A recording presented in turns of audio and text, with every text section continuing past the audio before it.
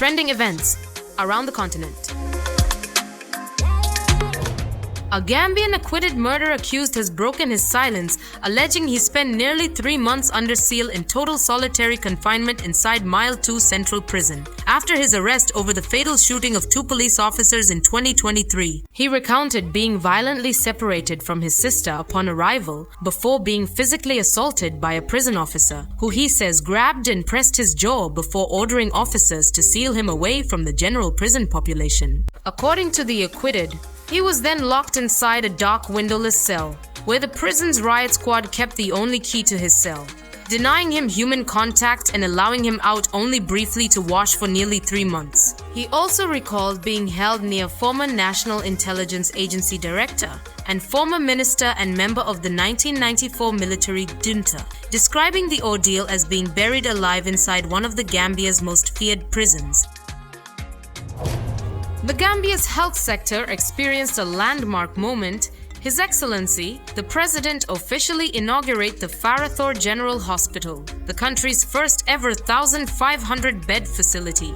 The hospital is expected to ease pressure on EFSTH, bring specialist care closer to the greater Banjul area, and create thousands of direct and indirect jobs for Gambians. The project has been billed as one of the largest public health infrastructure investments in the nation's history.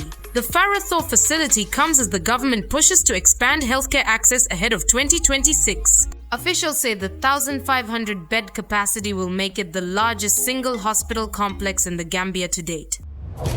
National Disaster Management Agency has warned that several flood-prone communities across the country remain at risk of flooding this rainy season, despite forecasts indicating rainfall levels will be slightly below normal to normal. The interim director of operations at the NDMA said the agency's preparations are guided by the July to August to September seasonal forecast issued by the Department of Water Resources.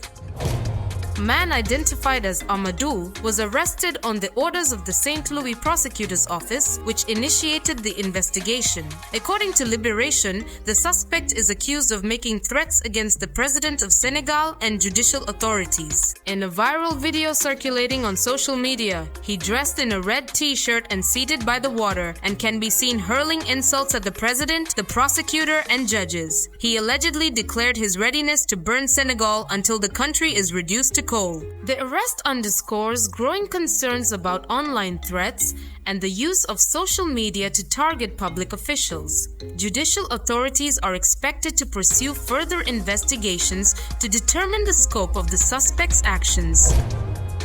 The Democratic Republic of the Congo is taking Rwanda to the International Court of Justice for its role in 3 decades of alleged abuses in the country's east. The Congolese government filed the application accusing Kigali of bearing direct responsibility for years of massacres, displacement, and atrocities in eastern DRC, which borders Rwanda. The dispute concerns abuses attributable to Rwanda over a period extending from 1996 to the present day. The Congolese application stated that the abuses have primarily targeted Hutus present on Zaire and subsequently Congolese territory following the genocide against the Tutsi in 1994 in Rwanda. Burkina Faso has broken off diplomatic relations with France, further widening the rift with its former colonial ruler. The military government is pursuing a policy against critical voices in Western countries, especially France. The government accused France of persistently acting against its interests, the essential conditions for promoting relations based on mutual and reciprocal trust. The decision followed a review of relations with Paris, accused France of having neo-colonial ambitions made evident by its active support for subversive networks and the terrorists who are plunging our country and the Sahel into mourning.